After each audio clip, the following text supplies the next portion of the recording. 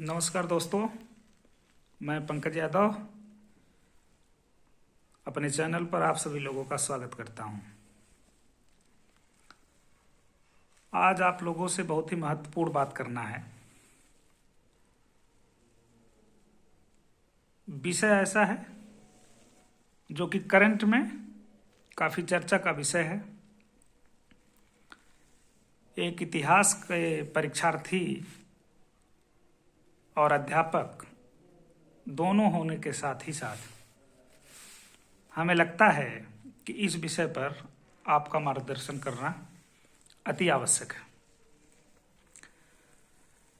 जैसा कि आप जानते हैं कि 2014 के बाद से देश के अंदर जो सत्ता परिवर्तन हुआ है, खास करके कांग्रेस के बाद बीजेपी का जो उद्भव हुआ है 2014 के बाद,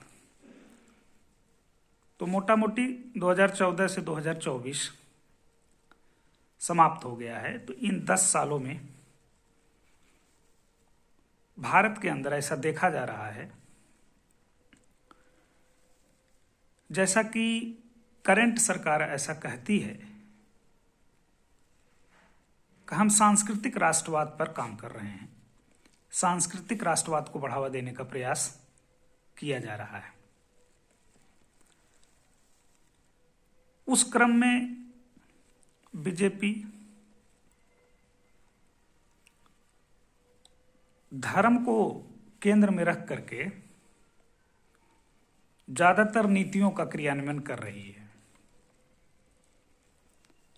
नीतियां वेलफेयर हैं या नहीं हैं, इस संदर्भ में मैं बात नहीं कर रहा हूं।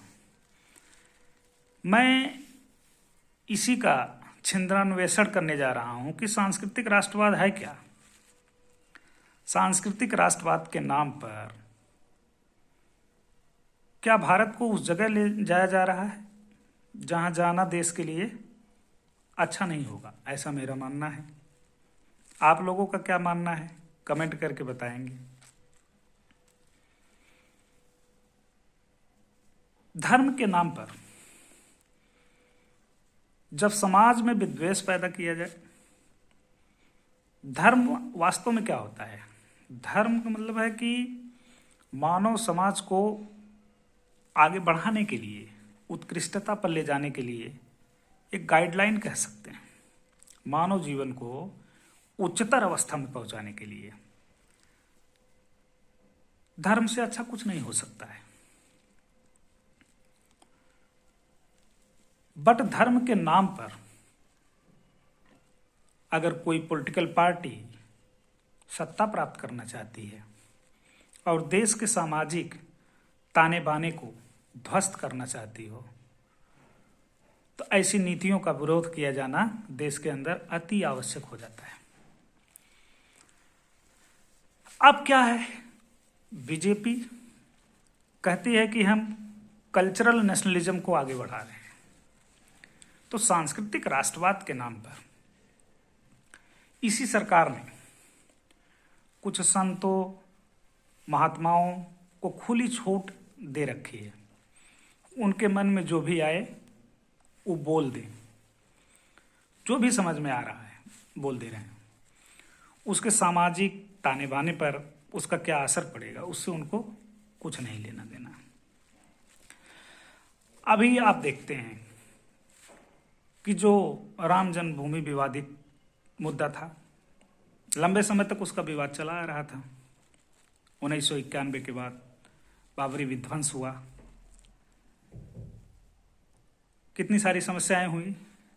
लंबे समय के बाद कोर्ट इस निर्णय पर पहुंचा कि पर्याप्त सबूत न होने के बावजूद, चूंकि बहुमत का जो विश्वास है कि राम मंदिर बनना चाहिए, इसलिए आस्था के नाम पर फैसला दिया जाता है।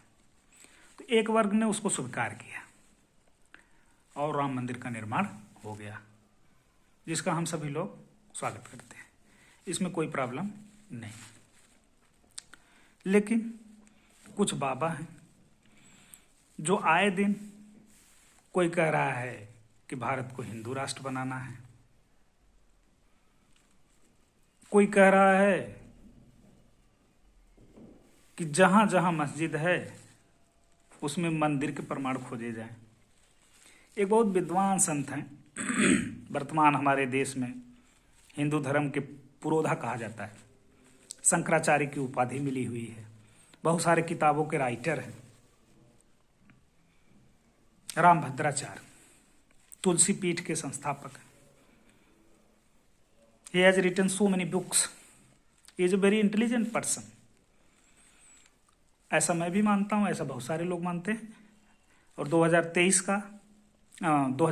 का ज्ञानपीठ पुरस्कार भी उनको दिया गया है। विद्वता पर उनके कोई प्रश्न नहीं है, लेकिन उन्होंने अपने एक इंटरव्यू में कह रहे हैं कि भाई जहां जहां मस्जिद है उसमें अगर मंदिर के प्रमाण मिलेंगे तो मंदिर तो हमें चाहिए। ये कैसा कल्चरल नेशनलिज्म है। और आगे की लाइन में कहते हैं इंटरव्यू के अंदर कि आपको नहीं पता है कि देश में कितने मंदिर तोड़े गए, कितने मंदिर तोड़े गए। इसीलिए अगर हम अपना हक मांग रहे हैं कि उस जगह पर मंदिर है तो क्यों न मंदिर बनाने दिया जाए। उनकी नज़र में यही है कल्चरल नेशनलिज्म, लेकिन उनको नहीं पता है कि इससे सामाजिक ताने बाने का क्या होगा। भारत को आखिर ले जाना कहाँ चाहते हैं ऐसे संत महापुरुष। गेरुआ वस्त्र धारण कर लेने से संत की परिभाषा को कोई नहीं प्राप्त कर जाता है।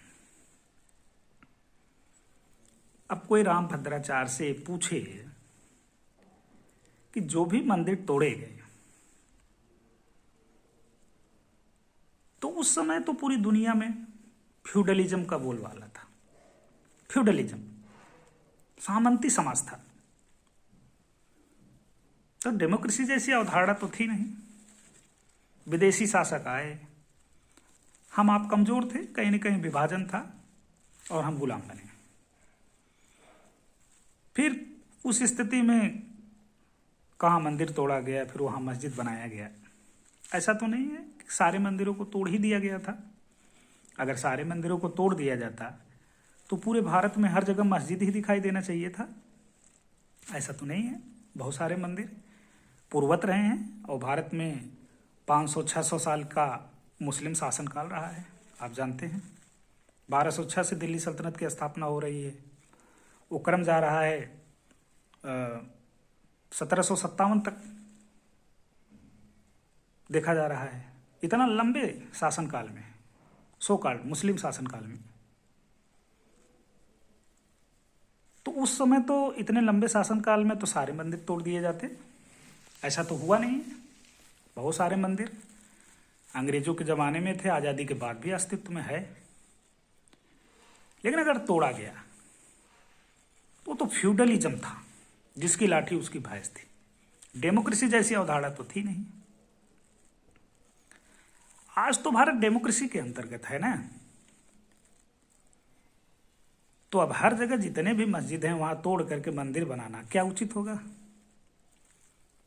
क्या एक समुदाय विशेष, एक धर्म विशेष की भावनाएं आहत नहीं होंगी?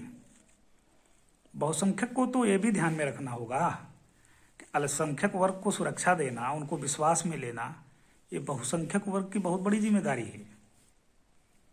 अदरवाइज आप भारत के लिए एक अलग विभाजन की स्थिति पैदा कर रहे हैं। इस चीज़ को समझना पड़ेगा।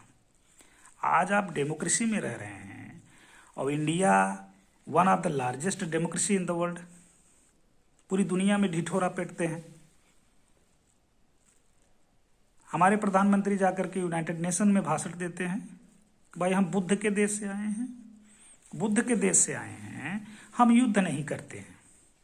पूरी दुनिया को बुद्ध ने करुणा का संदेश दिया, अहिंसा का संदेश दिया, धार्मिक सहिष्णुता का संदेश दिया। तो सहारा तो आप लेते हैं, जब इंटरनेशनल मंच पर जाते हैं तो सहारा लेते हैं बुद्ध का, गांधी का, लेकिन जब लौट के देश में आते हैं, अपने देश में, तो वही किसी धार्मिक विद्वेष से ग्रसित हैं, धर्म विशेष को टारगेट कर रहे हैं। क्या ये उचित होगा कि हर जगह, हर मस्जिद में मंदिर के प्रमाण खोजे जाएं? आज़ादी के बाद तो यही तो निष्कर्ष निकला था कि जो भी आर्किटेक्चर हैं, जो भी स्थापत्य कला हैं, वो आज़ादी के बाद उसी स्थिति में रहेंगे, जिस स्थिति में है उसी स्थिति में रहेंगे। अब हर जगह आप मंदिर का प्रमाण खोजने चलेंगे तो फिर सोशल फैब्रिक का क्या होगा, भारत के डेमोक्रेसी का क्या होगा? इसका कुछ तो उत्तर देना पड़ेगा आपको। ये सांस्कृतिक राष्ट्रवाद नहीं है, ये कल्चरल नेशनलिज्म नहीं इसको कहा जाता है। और कोई कह रहा है कि हम हिंदू राष्ट्र बना देंगे। इसीलिए विपक्ष के कुछ नेता बोलते हैं कि संविधान खतरे में है, तो बहुत सारे चाहने वाले लोग कहते हैं कहाँ खतरे में है? ये खतरा नहीं है तो और क्या है? एक तरफ जब संविधान में लिखा गया है कि भारत धर्मनिरपेक्ष राष्ट्र है, India is a secular country, तो सेकुलर कंट्री का मतलब क्या है भाई? सभी धर्म को बराबर दर्जा दिया गया है। स्टेट हैज नो रिलीजन, राज्य का तो कोई धर्म ही नहीं है। Equal protection of law. State का बस इतना काम है कि सभी धर्मों को बराबर महत्व देगा, उसका किसी धर्म के प्रति अफिलिएशन नहीं होगा, लगाव नहीं होगा। यही अपना संविधान बोल रहा है। और आप कह रहे हैं हिंदू धर्म बना देंगे, हिंदू राष्ट्र बना देंगे। तो मेरा आपसे प्रश्न होगा कि हिंदू राष्ट्र बनाएंगे तो फिर करोड़ों दलितों, आदिवासियों, अदर बैकवर्ड जातियों के लिए कहाँ है स्थान? वही हिंदू राष्ट्र बना देंगे और मनु स्मृति ले आएंगे, तो उस मनु स्मृति में हमारा कहाँ स्थान रहेगा? इसको तो भाई बताना पड़ेगा। मनु स्मृति में हम लोगों के लिए स्थान कहाँ है? आप कहाँ देंगे स्थान? वही जो डिवीजन करके बैठे हैं, ब्राह्मण, क्षत्रिय, वैश्य, शूद्र, नीचे वाले जो दो वर्ग हैं, ऊपर वाले दो वर्गों की सेवा करेंगे। यही है हिंदू राष्ट्र, यही है मनु स्मृति। नहीं चाहिए आपका हिंदू राष्ट्र, नहीं चाहिए मनु स्मृति। रहने दीजिए मेरे संविधान को, वही हमारा मार्गदर्शक है। वही संविधान को हम लोग जीते हैं, पढ़ते हैं, सोचते हैं, और उसी संविधान में जिस भारत को बनाने की बात की गई है उसी भारत का निर्माण चाहते हैं। नहीं चाहिए हिंदू राष्ट्र। हिंदू राष्ट्र बनने में करोड़ों दलितों, आदिवासियों, अदर बैकवर्ड जातियों को खतरा है कि हमारा स्थान कहाँ होगा। हिंदू राष्ट्र बना देंगे, हिंदू राष्ट्र बना देंगे, तो आप बहुत बड़े शंकराचार्य हैं, बहुत बड़े धर्म के पुरोधा हैं, वेद पुराण सब कुछ जान बैठे हैं। काहे नहीं भाई जातिवाद खत्म कर देते हैं? जातिवाद कौन खत्म करेगा? जातिवाद खत्म करिए देश के अंदर से।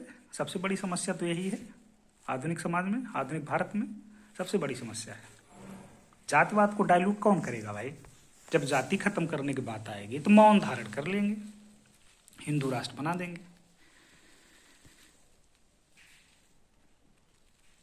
तो करोड़ों दलितों, आदिवासियों, अदर बैकवर्ड जातियों को इस बात को समझना पड़ेगा। बहुत बड़ा खेल चल रहा है देश में, बहुत बड़ा। धर्म के नाम पर हाईजैक किया जा रहा है, मेंटली हाईजैक किया जा रहा है लोगों को। इसीलिए पढ़िए, जागरूक बनिए। इसलिए बुद्ध ने कहा अत्तदीपो भव, प्रकाशमान बनिए। नेताओं के चक्कर में मत रहिए, धर्म के चक्कर में मत रहिए। धर्म क्या होता है? जीवन को आगे बढ़ाने का एक तरह से जरिया है। धर्म इंटरनल होता है, आंतरिक विकास के लिए होता है। धर्म आंतरिक विकास के लिए होता है। इसको घर के चारदीवारी के अंदर ही रहने दीजिए। कौन लक्ष्मी की पूजा करेगा, कौन गणेश की पूजा करेगा, कौन राम को मानता है, कौन कृष्ण को मानता है, कौन मोहम्मद को मानता है, कौन ईसा को मानता है। It's completely internal matter. Religion is nothing. इसलिए 19वीं शताब्दी में महान दार्शनिक कार्ल मार्क्स ने कहा था, धर्म एक अफीम है। धर्म एक अफीम है, अगर जनता को सुंघाएंगे तो बेहोशी आएगी, और बेहोशी में कुछ होता नहीं है। समस्याएं आपकी वहीं के वहीं रहती हैं, कुछ समय के लिए आप वास्तविकता से गायब हो जाते हैं।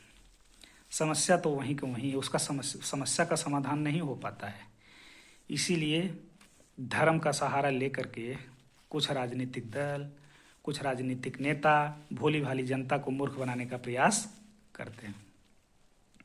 कभी आप सोचिए, गौर से एकदम एनालाइज करिए, चीज़ों को एनालाइज करिए। उत्तर प्रदेश में जब योगी सरकार आई है, जब से 2017 के बाद से, क्या स्थिति है? कावड़ यात्रा जब निकलता है तो कावड़ यात्रा में हेलीकॉप्टर से फूल बरसाया जाता है। वाह भाई, किस तरह से मेंटली हाईजैक किया जा रहा है, समझिए। हेलीकॉप्टर से आपके ऊपर फूल बरसाए जाते हैं, कावड़ यात्रा में जा रहे हैं। जरा सर्वे करके देखिए, कावड़ यात्रा में कितने लोग हैं, उसमें फॉरवर्ड वर्ग के कितने बैकवर्ड हैं, कितने SC ST हैं, जरा देखिए उसमें भाई। शंकर जी को जल लेकर के जाते हैं, चढ़ाते हैं, इतनी पूजा होती है आपकी। लेकिन जब आप रोजगार मांगते हैं तो पुलिस लाठीचार्ज करती है। पुलिस आपसे लाठीचार्ज करती है। फिर स्टेट बताता है कि तुम्हारी औकात कुछ नहीं है हमारे सामने।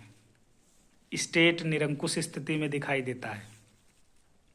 फिर वहाँ आपका फ्रीडम ऑफ स्पीच कहाँ गया, फंडामेंटल राइट कहाँ गया, स्ट्राइक करने का अधिकार कहाँ गया, सब कुछ शून्यता की स्थिति में चला जाता है। लेकिन जब आप कावड़ यात्रा लेकर के जाते हैं तो फूल बरसाया जाता है। जरा सोचिए, अपने बच्चों को रोकिए, पकड़ाइए उनके हाथ में संविधान पकड़ाइए और स्कूल और कॉलेज पहुंचाइए। इसी में आपकी भलाई है। और हिंदू राष्ट्र और हिंदू खतरे में है, सब फर्जी और बकवास बातें हैं। न हिंदू पहले खतरे में था, न हिंदू अभी खतरे में है। 700 साल की मुस्लिम शासनकाल के अंतर्गत हिंदू खतरे में नहीं हुआ, हिंदू धर्म का पहचान नहीं मिटा। अभी कहाँ से खतरा हो गया? आज़ादी के बाद अब खतरे में है हिंदू। समझिए, बहुत बड़ा खेला चल रहा है, बहुत बड़ा। मेंटली हाईजैक किया जा रहा है लोगों को। जब हक और अधिकार देने की बात आएगी तो नहीं देंगे। जब वोट लेने की बात आएगी तो आपको हिंदू कह करके एसिमिलेट किया जाता है। हिंदू मतलब हम सभी एक हैं। अब कहिए कि हमारे यहाँ पानी पीजिए, अरे दलित है, हरिजन है, यादव है, पानी हम नहीं पिएंगे, खाएंगे नहीं, शादी नहीं करेंगे, जाति के नाम पर टार्चर किया जाएगा, कहा जाएगा कि आप बैकवर्ड हैं, पिछड़े हैं। लेकिन वोट लेने वाली बात आएगी, अरे हिंदू खतरे में है। समझिए इस बात को। अदरवाइज जो सपना था किसका, बाबा साहब भीमराव अम्बेडकर, पेरियार स्वामी, रैदास, कबीर, बुद्ध, ऐसा देश नहीं बनाने का सपना देख रहे थे जो बनाया जा रहा है। सीख लीजिए बाबा साहब भीमराव अम्बेडकर से। बहुत सारे महापुरुष रहे हैं, लेकिन मैं उन्हीं पर फोकस इसलिए कर रहा हूँ। इतना विद्वान आदमी,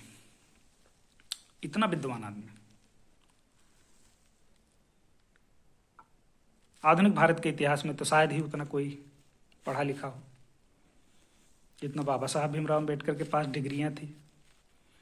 यहाँ एक डिग्री ले लीजिए किसी सब्जेक्ट में तो सीना चौड़ा हो जाता है। अब हमारे समान मानसिक रूप से विकसित अवस्था में कोई नहीं है। बाबा साहब के पास कई विषयों में PhD और MPhil था।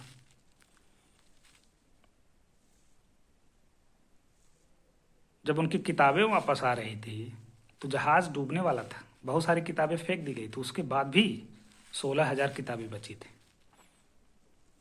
लंदन की लाइब्रेरी में छूट गई थी कुछ किताबें, उसके बाद इतनी किताबें बची थी।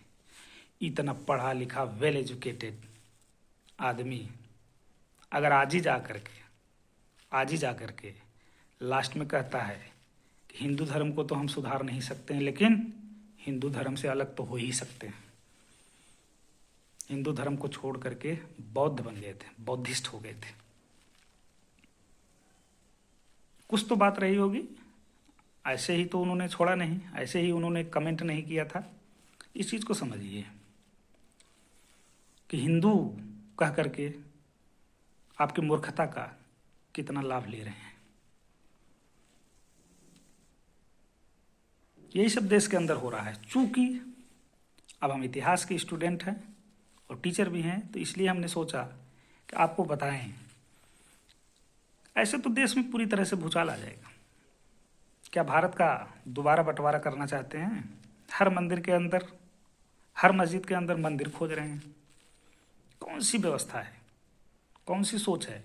इसको कल्चरल नेशनलिज्म नहीं कहते हैं, इसको कल्चरल डिफॉल्ट कह रहे हैं। हम अपनी तरफ से कल्चरल डिफॉल्ट है ये। इससे देश का उद्धार नहीं होने वाला है। किसी एक धर्म विशेष को लंबे समय तक नहीं दबाया जा सकता है। इसका उदाहरण है जीता जागता। वही था जो आज बांग्लादेश है, जो पूर्वी बंगाल था, पहले पाकिस्तान का ही हिस्सा था। कितने लंबे समय तक पाकिस्तान दबा पाया? अंत में स्वतंत्र राष्ट्र बना ना बांग्लादेश के नाम से। क्या ऐसी स्थिति करना है देश के अंदर? 20% आबादी है, 25 करोड़ मुसलमान हैं। कब तक सहेंगे? तब भी मैं अपने अल्पसंख्यक भाइयों को सलाम करता हूँ। सलाम इस रूप में करता हूँ कि पिछले 10 साल से जितने अटैक उन पर हुए हैं, जितने क्रिटिसिज्म हुए हैं, उसके बाद भी मानसिक संतुलन में वो हैं। ग्राउंड लेवल पर उतना प्रॉब्लम नहीं है, लेकिन किसी के धर्म के साथ, किसी के विश्वास के साथ लंबे समय तक खिलवाड़ नहीं किया जा सकता है। तो फिर उनको हिस्सा तो देना पड़ेगा। आपको बकैती नहीं चलेगी, हिस्सा देना पड़ेगा। हिस्सा देने का मतलब भारत का एक अगला विभाजन, 50 साल, 100 साल, 150 साल, 200 साल, लेकिन डिवीजन तो हो ही जाएगा। अगर इस तरह के नेता रहेंगे, इस तरह के संत रहेंगे। कोई कह रहा है हिंदू राष्ट्र बना देंगे, कोई कह रहा है जितना मस्जिद है वहीं मंदिर है। अरे भाई, मंदिर मस्जिद से देश का विकास नहीं होगा। आपको काम करना है इंफ्रास्ट्रक्चर पर, आपको काम करना है एजुकेशन पर। एम्प्लॉयमेंट जनरेशन नहीं हो रहा है, उस पर काम करना है। पॉपुलेशन डिविडेंड आपके पक्ष में है,